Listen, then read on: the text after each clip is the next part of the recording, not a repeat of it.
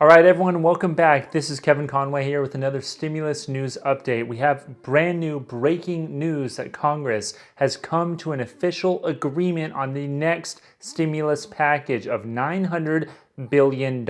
In there, we have confirmation that there's going to be a second stimulus check. Details on that a little bit later in the video.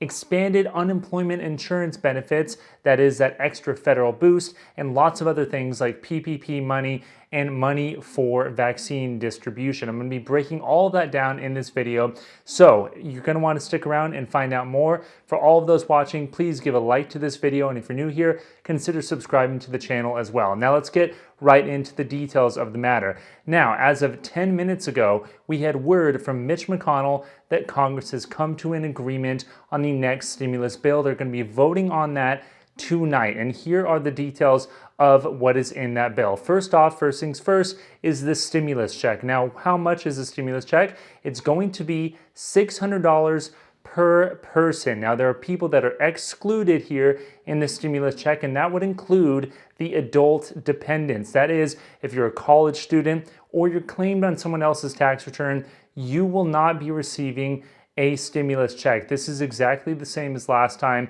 So for all of those people out there that were hoping to get a stimulus check this time, I'm sorry to say it is not in this bill. Now, we could see an amendment to this bill, but as of right now, what Congress is scheduled to vote on as soon as tonight, that is not included in this stimulus check. Now, that $600 is lower than the $1,200 in stimulus that individuals received back in March, but the criteria for qualifying is the same. So if you made $75,000 or less as an individual, or $150,000 or less as a married couple, you will get the full $600, and you will get $600 for each one of your dependents, and that is going to be unlimited. So you could have 10 kids, 2 kids, doesn't matter, however many kids you have, multiply that by 600, give yourself 600, and if you're married, give your spouse 600 as well, and that is the amount of stimulus that you will receive in the check. What happens if you make more than $75,000 as an individual or $150,000 as a married couple? Well, your stimulus check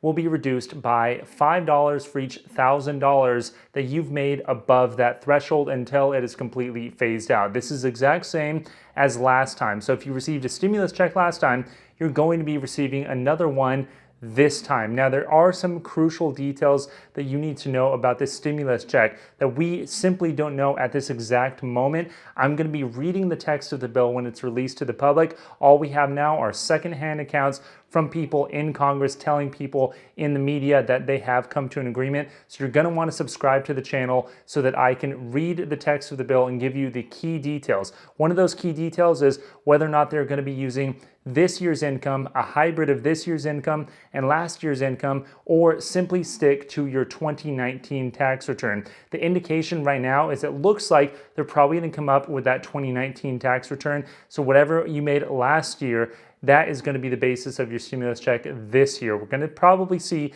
some modifications to where if you lost your job or got a significantly reduced amount of income this year versus last year, you might qualify. But again, we don't know. Subscribe to the channel. I'm going to be breaking it down as soon as I find out the text of this bill so that you can know. Now, moving on, what is the next most important thing in this stimulus bill, in my opinion? That would be the extension of the unemployment insurance. Now, the unemployment insurance extension helped a lot of people last time. That was the additional $600 boost on top of whatever your state paid you, and the expanded eligibility so that if you were an independent contractor, a gig worker, an Uber driver, or self-employed, someone like that who wasn't typically covered under unemployment insurance in states, you also qualify for unemployment insurance. Now, the interesting thing is in this bill, they actually give that extension of federal unemployment insurance eligibility to independent contractors and gig workers all the way until April 5th of next year. So if you are an independent contractor, a gig worker, whatever, you still have your eligibility under the same rules as the CARES Act, because remember, that was set to expire around this time. Now, how much is that federal unemployment insurance boost? It tops out at $300 per week. I'm sorry, I was just thinking $600 because last time, and I wish it was, but it's not. It's $300 per week in additional federal boost. That's half as much as the $600 that they had last time. Now, that's not perfect, but at least it is something, because as of right now, that federal boost totally expired at the end of July, and all of the people that were getting the extra boost and getting by now will at least have an additional amount of money to get by on. Let me know your thoughts on the federal unemployment insurance extension in the comments below, as well as whether or not that $600 stimulus check is enough. Now, we know that Biden has said when he comes in office that he's going to want to get another round of stimulus, that this is merely a down payment on future stimulus bills, but let me know what you think in the comments below. Okay, I'm going to highlight some of the other key details in this bill. We have $15 billion for airlines, and a condition of airlines accepting this money, this relief,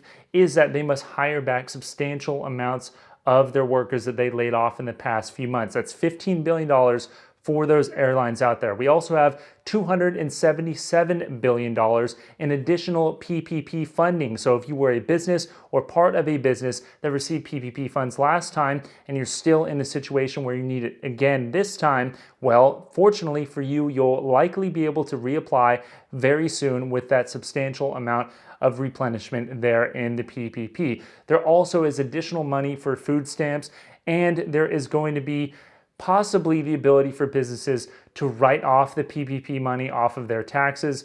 That is the forgiveness of that PPP money, but likely that is going to actually go away once we have the text of the bill. And what we don't have here in the bill is liability protection for those businesses. So if you open up and you're grossly negligent, or you're even just moderately negligent, it's unclear as to whether or not you're going to have a cause of action against you in that case, but you are not going to have that liability protection. That's something Mitch McConnell really wanted, the Republicans really wanted, but they were not able to get. They dropped that at the last minute in an effort to get this bill signed, and you're not going to see state and local governments re-up with additional aid from the federal government. That is something the Democrats wanted. Again, they dropped that in order to meet this bill deadline, in order to get something passed as soon as tonight. Now remember, tonight is very important because the government runs out of money tomorrow. As of tomorrow at 12:01 a.m., the government will officially run out of money unless they reappropriate funds, and this stimulus bill is going to be attached to the reappropriation of dollars to the federal government. That is why it's so crucial. That is also why I think it's going to pass, because there's a huge incentive to not see the government go into a shutdown in an economic time like this. Some other key news is that a panel from the federal government recently recommended that the vaccine priority now will shift to those who are above the age of 75 years old, or who are certain essential workers, such as grocery store workers, police, fire, and teachers. If you're one of those categories, you will be next in line and eligible to receive the vaccine.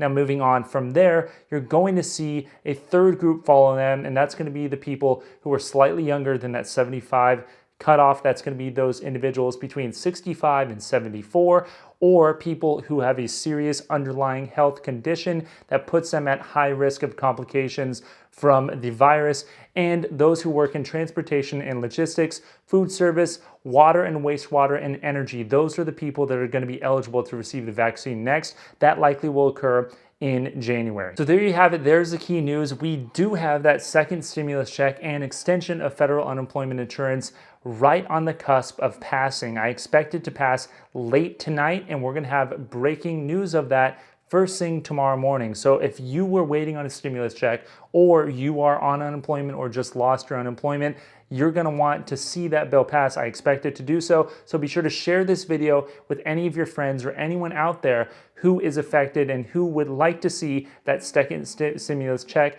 and extension of unemployment insurance. That's pretty much all we have as of right now. Again, the news is breaking literally as I film this video. So as I release it, we're going to know more and more. So be sure to subscribe to the channel to see the latest in stimulus news. I also make other personal finance news all the time, other personal finance videos such as how to invest, how to get passive income. If you're interested in that, be sure to check out my other videos. With that being said, my name is Kevin Conway. Thanks for watching the video, and I'll see you next time. Thanks.